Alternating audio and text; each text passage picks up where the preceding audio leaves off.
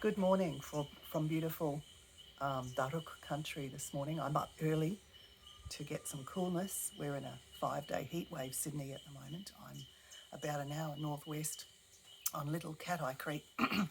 I just want to acknowledge the Daruk people and their long time custodianship of Daruk country, which continues today. I want to acknowledge the ancestors, the sacred places, the totems, and the rebuilding of the language, which is an incredibly exciting and excavational process that goes on that we can all be a part of excavating and rebuilding a language. It's happening all over Australia, but I, yeah, wanting to acknowledge that.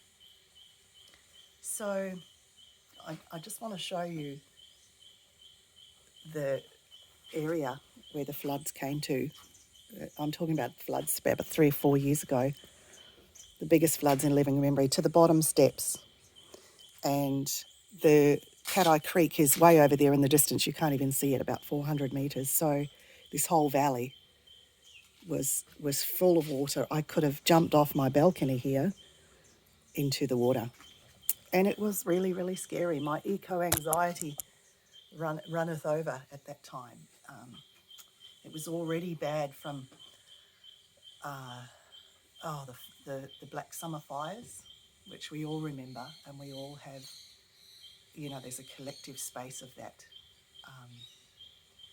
in Australia and indeed globally. But before that, there was the pandemic, just off the back of the pandemic, and then the fish that died in the Murray-Darling River, the fish kill that was just really devastating and, impacted me so hard. So there is evidence emerging that eco-anxiety, ecological sorrow, climate overwhelm is it builds up, and it becomes more complicated as events come. But those events had been collective. I had experienced them collectively, not personally or privately, but this flood was personal.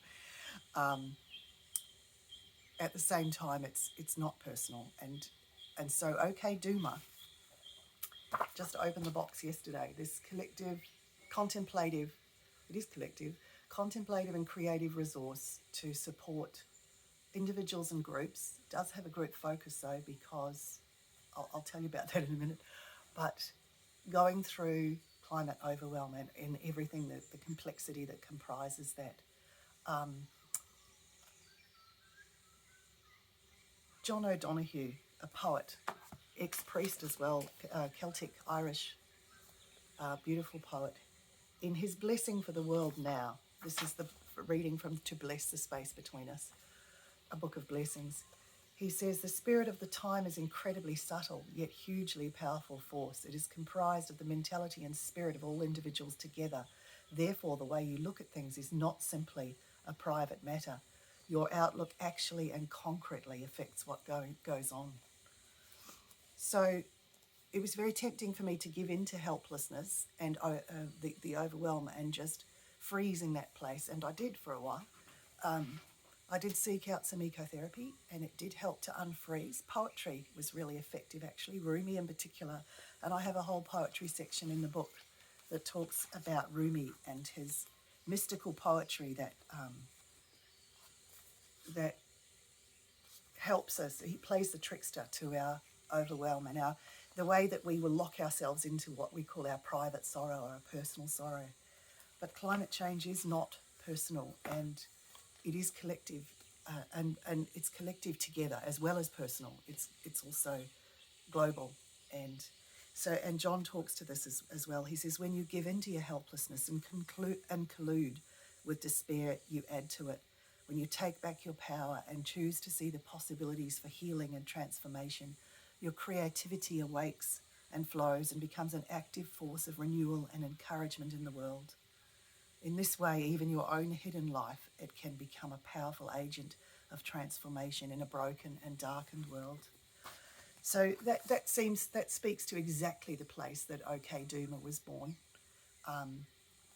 it was a really funny experience one day, discovering from a young man who was studying psychology at university, and I said to him, "Do you study the psychology of climate change and what the impacts of that on humanity?" And he didn't know what I was talking about at first, and then he said, "Oh," I said, "Don't." He twigged and he said, "Oh, doomers." And I thought, okay, I hadn't really heard the term before. I'd heard boomers, but I hadn't heard doomers. And I thought, okay, doomer. And that's where it was born, the title. But it's opening up what I felt as a private world of grief. But when I did open it, I realised others were feeling this, and it is a collective space, and it is a communal, it's a communitas, that Spanish word for contemporary community, for this issue that is facing the world, this major issue that faces the whole globe. And humanity is facing it at the time. So I looked my grief, my sorrow, my fear, my ecological, my terror, fury, my anger, rage, these are terms from the Professor Glenn Albrecht from Earth Emotions, which has influenced this work and given me words to begin to speak about it, and in a place that was non-verbal at times, and primal, and the fear that locked me up, thinking those floods were coming for me. Lots of people lost homes, lots of people, livestock, and lives are lost in those floods at times. But this one was really, really big, and it had never personally come for me before. Again, that personal thing, and yet this is my way of expressing that the personal is also planetary, and the local is global, and finding community in it, but the courage to also heal in that place of sharing. So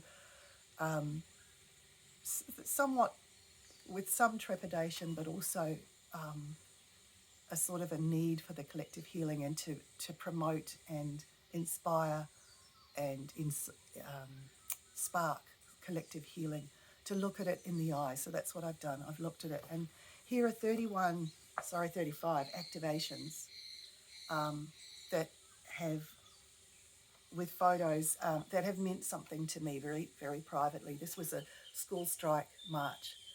A brave young school student gave me permission to take that photo. So I've written about how that was transformative for me, and how caring and actually giving a crap is what's needed at the time. And it was so heartening to see this young boy, marching in the school strike marches. So it goes on. It does have a poetry section. I've chosen 10 poems that have been really profoundly effective for me in giving words to the names, to the nameless. I've acknowledged Glenn Albrecht, but also the work of Kim Rosen. She says that the superpower of poetry is that it uses the mind to unlock the mind. And I really appreciate that. I think poems can be really magical like that. And in each activation, there is ideas and inspiration for creative responses and expressions of our climate change responses, our climate overwhelm. And it would make, it is my hope it would make a really good gift for anybody who's been through a personal experience of this, to help them realise that it is planetary as well, and to join that community of solution finders and people looking it in the eye. Joanna Macy says, now is not the time to turn away. The world's gift, the gift you can give to the world at the moment, is to look it in the eye. Grateful for Joanna's legacy as well. So, yeah, it is my hope that this work would be taken into groups. While young people, I believe, really appreciate and would benefit a lot from this work, it's not only for young people, it's for all ages. And it is my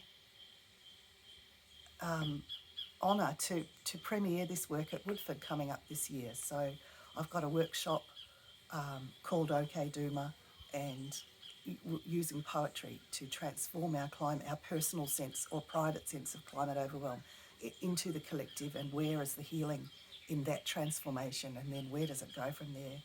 So that's on New Year's Day at Woodford this year.